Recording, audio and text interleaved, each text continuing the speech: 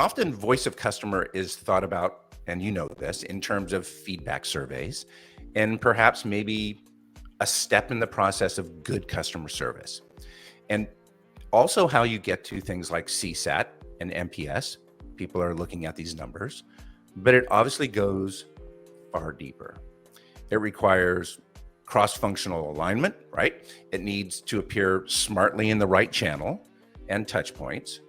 That's a lot about messaging and positioning. And its data must have value in course correction, not just data for data's sake. We've talked about these subjects. But Michelle, you're an expert when it comes to voice of customer. Why is it so important to the organization to focus on this subject?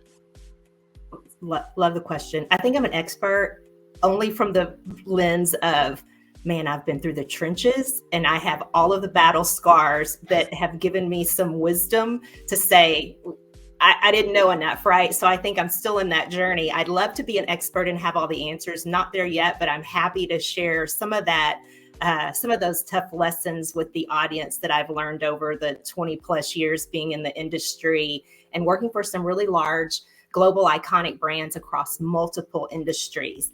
So voice of the customer, I think that, you think back to when a company gets started and it's there to solve a specific problem for a buyer. So everything is built around who's going to buy this and how do we appeal to that customer and how do we just offer a really good value prop so they can't say no. And we launch with that mindset.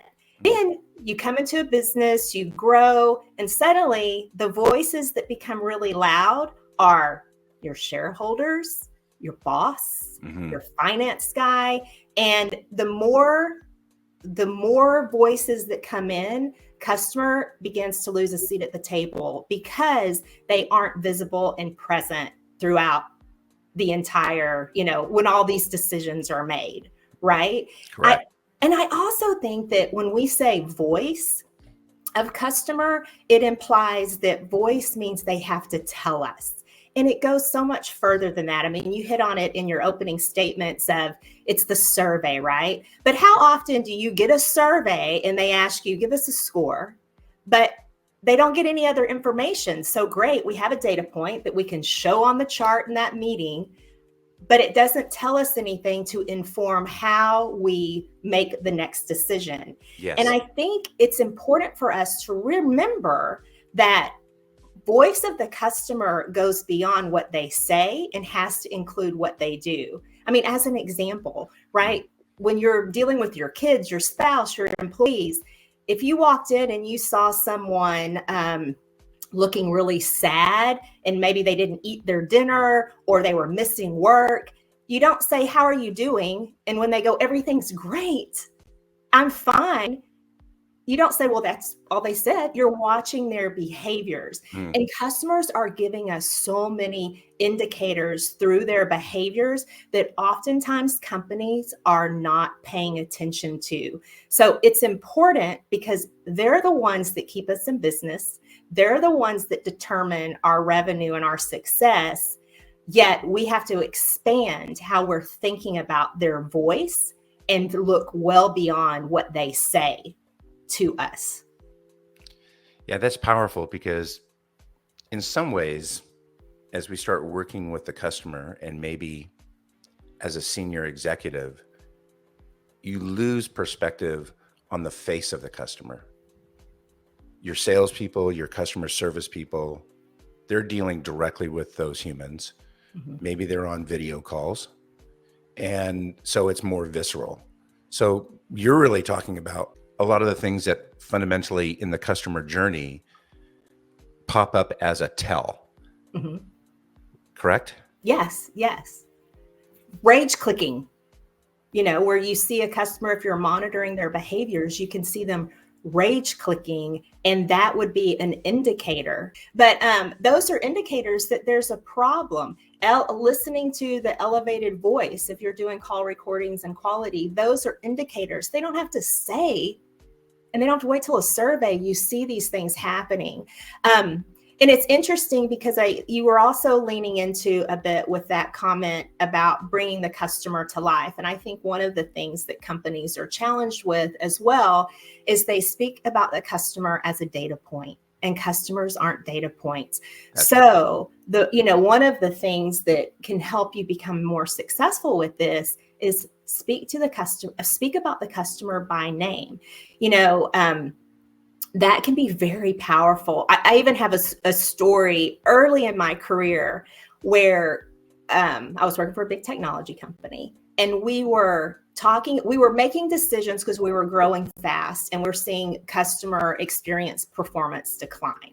And so we were invested in it. We were listening to customers, but it really hadn't started influencing some of our business decisions. And I was responsible for scheduling a strategy session with basically all of the executive leaders within the consumer business.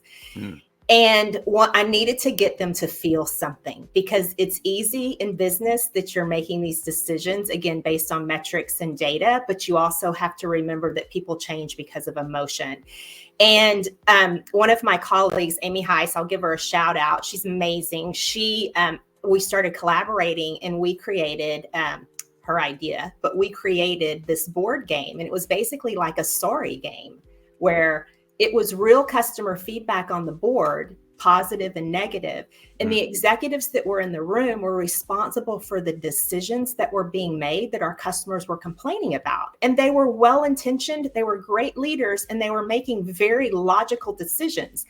But through the process of playing that game, they would read something and they'd say, are we really doing this? And by a third of the time through the game, they were all so emotionally fired up about what was happening, they couldn't play anymore. And the phone calls started ringing to go tell different leaders, we have to stop what we're doing. And wow.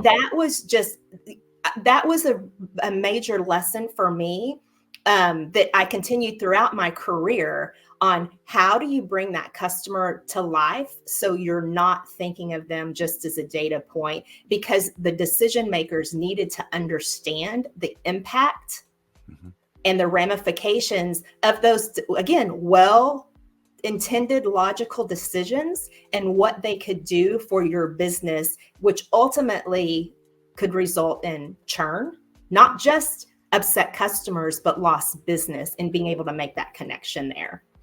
That's powerful. I mean, that and fun, but and ironic but interestingly enough, when we're looking at the importance of voice of customer, we know that we've had a true paradigm shift in how business works and how people work coming out of the pandemic. Do you see voice of customer and the need for voice of customer being even more important today than it was 4 years ago?